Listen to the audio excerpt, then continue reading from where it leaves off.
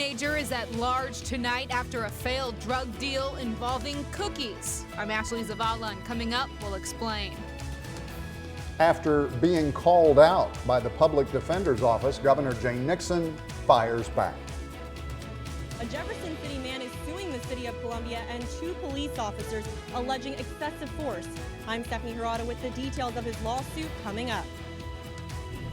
And we're on site of tonight's finale, Big Backyard Barbecue. KRCG 13 live at 6 starts right now. Live from across mid-Missouri, this is KRCG 13 live at 6. Good evening. Jefferson City Police tonight are investigating a shots fired incident that stems from the failed purchase of marijuana-laced cookies. That's right. The incident resulted in the arrest of now 3 teenagers. KRCG 13's Ashley Zavala joins us with the details. Yeah, Meg, Kermit and Megan, just within the last few minutes, we learned police now have Dakota Foster in custody tonight. Investigators believe the 17-year-old shot at a potential buyer of the marijuana cookies he and 2 other Callaway County teens wanted to sell. Foster's alleged accomplices, a 13-year-old girl and an 18-year-old Alex Walker, are in custody tonight. Police say the shots rang out Sunday night on the 300 block of Mesa Avenue. Apparently, the suspects and the buyer started to argue over the cost and quantity of the cookies. I think the concern is from a number of angles. First of all, the age of people involved. A 13-year-old involved in a narcotics transaction that then in turn escalates into not only displaying a weapon or having a weapon. Of course, the next step, which occurred in this case, is actually using that weapon.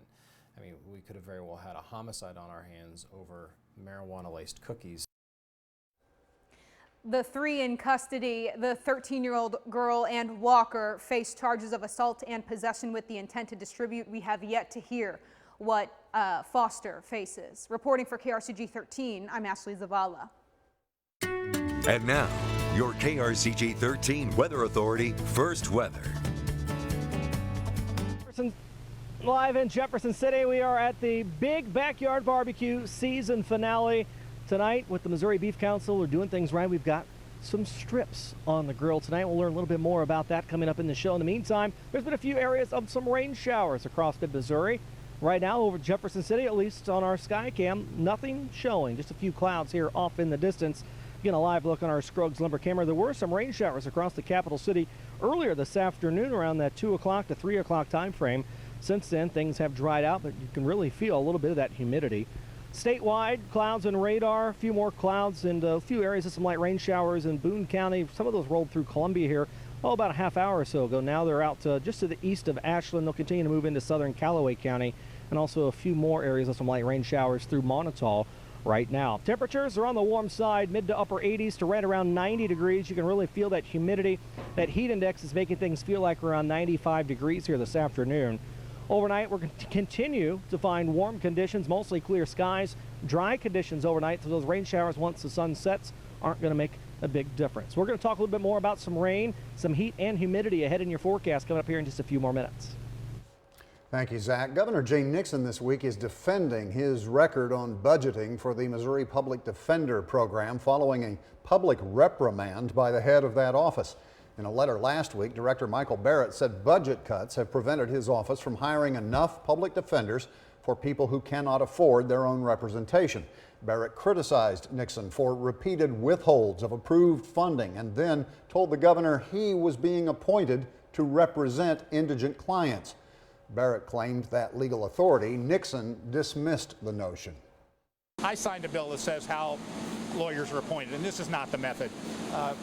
The public defender does not have in and itself the authority to do that. Courts do that. Boy, if every time I got a letter telling me to do something in this job, I did it, I wouldn't be able to run my day. Nixon Monday told reporters that funding for the public defender office has risen 15% while he has been governor. He also said about $1.8 million went unspent last fiscal year. In a statement today, Michael Barrett disputed Nixon's assertion, saying that $1.8 million is the amount below the authorized cap for spending, but not the funds actually appropriated. A Jefferson City man is suing the city of Columbia and 2 of its police officers, claiming they used excessive force when they arrested him 2 years ago. KRCG 13's Stephanie Hirata joins us live from Columbia Police Headquarters to explain what sparked the lawsuit. Columbia police arrested Jordan Finnegar outside a bar on July 10th of 2014. According to Finnegar's complaint, Officer Lori Simpson accused him of trespassing while he was on the public sidewalk in front of Willie's Pub and Pool. Finnegar called Simpson a lesbian. She then proceeded to arrest him, which Finnegar now claims was not provoked. In the process, the complaint says Officer Simpson pinned Finnegar's left arm behind his back. Officer Patrick Corcoran also participated in the arrests. Finnegar claims Corcoran pushed him to the ground and left him unconscious when his head hit the sidewalk. The lawsuit says the officers then handcuffed Finnegar and left him in a pool of blood. Now Finnegar claims the city failed to instruct, supervise, control, and discipline the officers. Additional training clearly is needed here, and that's what we're going to pursue, that in addition to my client being his ability to tell his story in court, but also for the department to learn from this, and that the chief can take new steps to enhance the training. It's really, it should be seen as a positive and not a negative. Prosecutors charged Finnegar with assaulting a law enforcement officer and resisting arrest in addition to the trespassing. Those charges were dropped. We reached out to the Columbia Police Department, but they declined to comment, citing the pending litigation. Reporting live in Columbia, Stephanie Hirata, KRCG 13. All right, thanks, Stephanie. We're going back out to tonight's big backyard barbecue. And then, who should pay to charge electric cars? Details on that issue coming up on KRCG 13 live at 6. You're watching KRCG 13 live at 6 with Kermit Miller, Megan Lane, weather with Zach Paul, and Rod Smith with sports. KRCG 13 live at 6.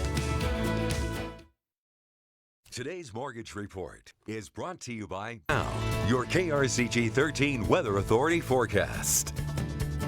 Hey, we are live at the big backyard barbecue tonight in Jefferson City, the Thank You Barbecue with the Missouri Beef Council. And doing a little bit of cooking tonight, we've got the Cole Callaway and Monotol cattlemen out here tonight. We've got Tom on the grill and all of his moral support here helping him out tonight again. Guys, thanks so much for helping us out with that tonight. And to talk a little bit more about the beef, we have Mark Russell with the Missouri Beef Council. And how'd you get those guys tonight?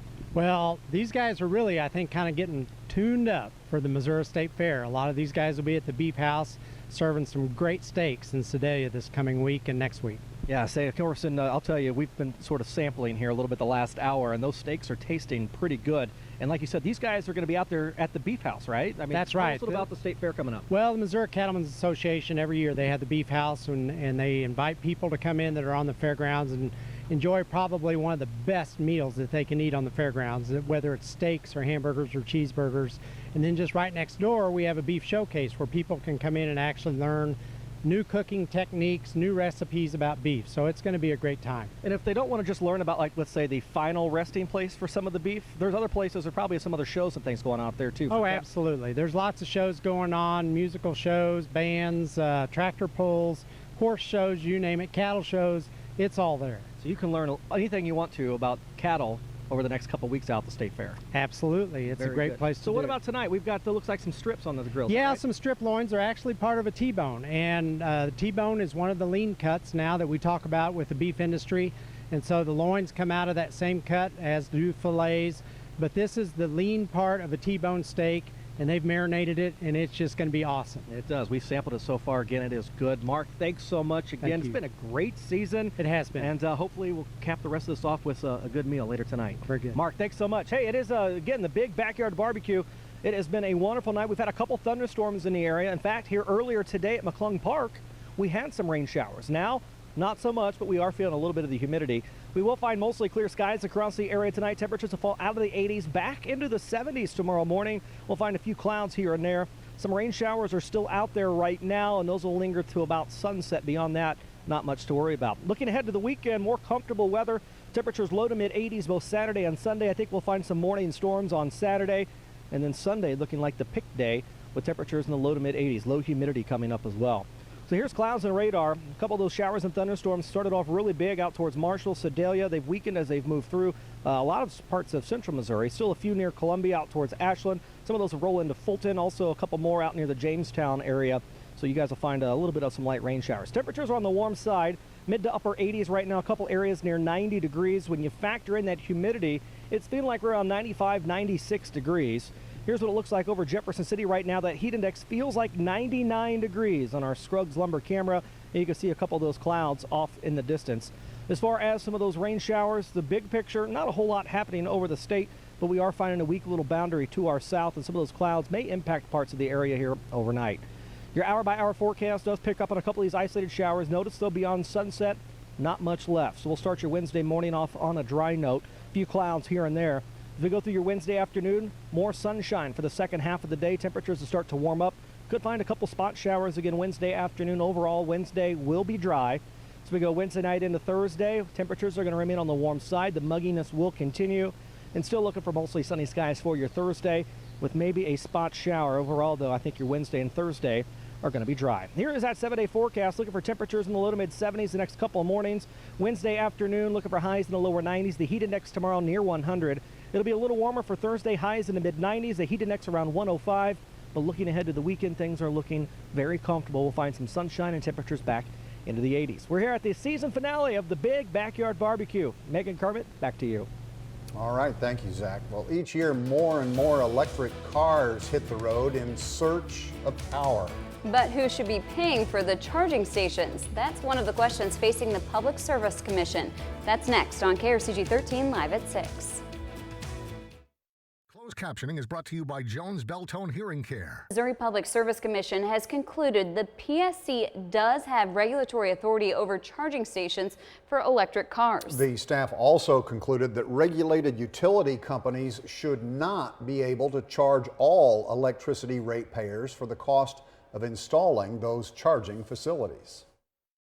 The issue first came up late last year after Kansas City Power and Light announced it would put more than 1,000 electric vehicle charging stations in its coverage area. We have just about 600 stations in the ground today, which is about enough to charge 10,000 vehicles right now.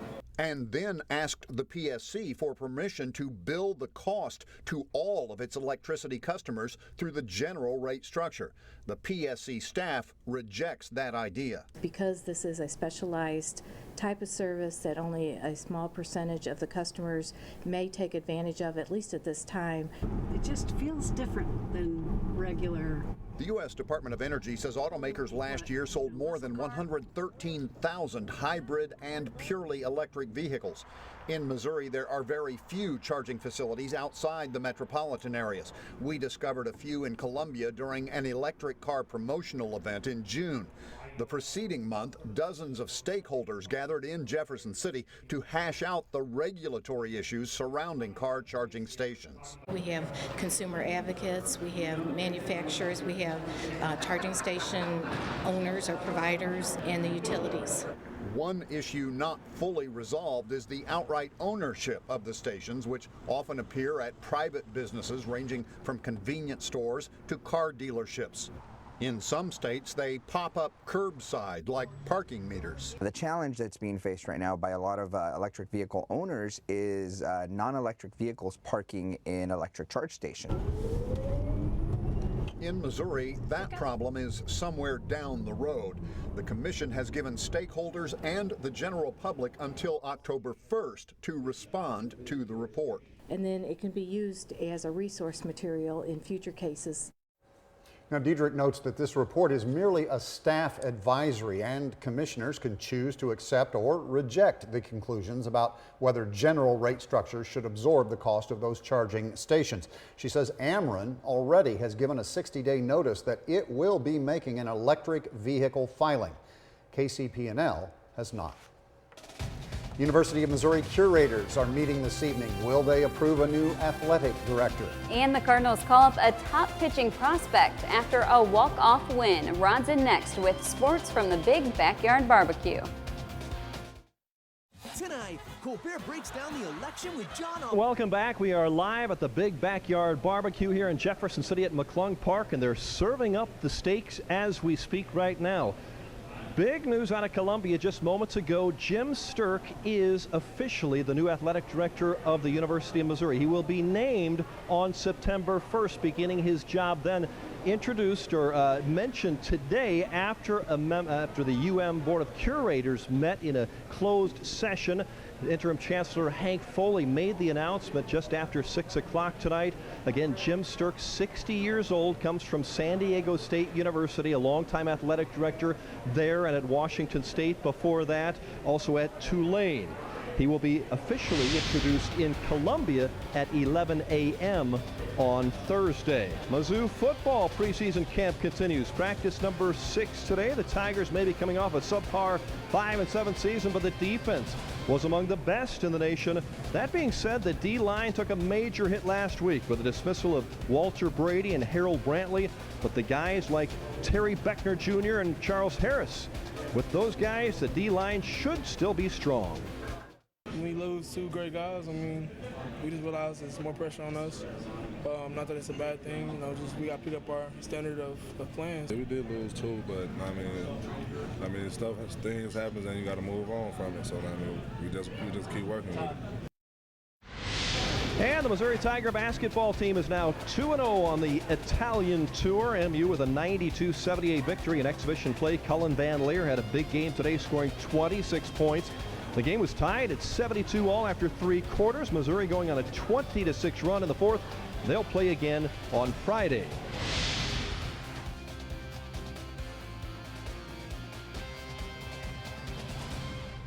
Jay's assistant Ron Cole, who just retired for the second time, has some candid thoughts on Jay football. The first of a 3-part series on our sports page at krcgtv.com. The Cardinals are back at home tonight hosting the Reds. Crazy walk-off win last night. The Cards scoring 5 runs in the bottom of the ninth. Came back from a 4-0 deficit. Yadier Molina got hit by a pitch with the bases loaded to drive in the winning run. Mike Leake pitches tonight. The Cardinals, by the way, have also called up Alex Reyes, I should say. Reyes is one of the top pitching prospects in baseball. He's expected to come out of the bullpen. Well, the Olympics continuing in Rio. Closer to home, these gentlemen are playing their own version of the Summer Games. These experienced tennis players from the Jefferson City area have been meeting together on the Washington Park courts some 35 years. Playing once a week, the group has a very interesting name. Old Parks Tennis Club. It's definitely competitive. Now, if you're watching it, it may not look that way.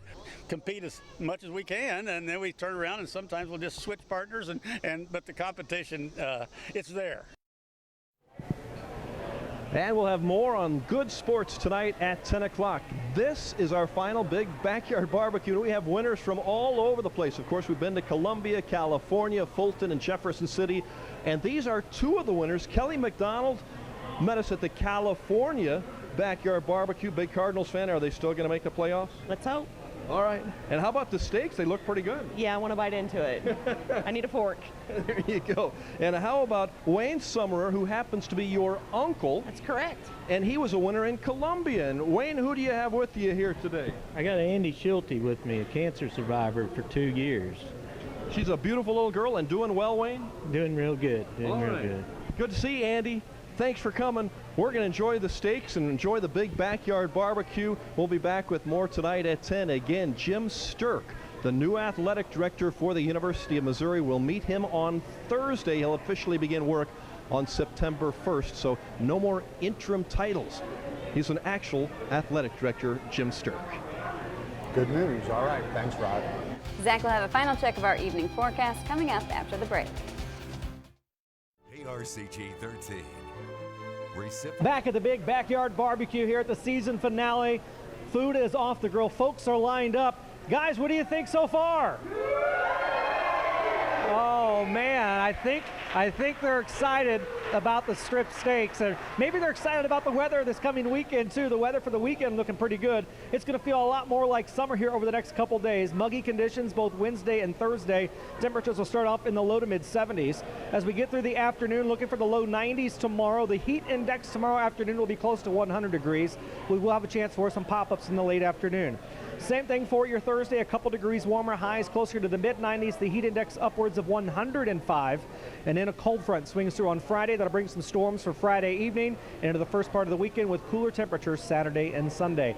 It's the season finale of the Big Backyard Barbecue. It's been a wonderful season. A big thank you to the Missouri Beef Council and Hy-Vee. Megan, Kermit, back to you. Another season of barbecues at a close. Yeah. That's our report. Thanks for joining us. Have a great night. We'll see you at 10.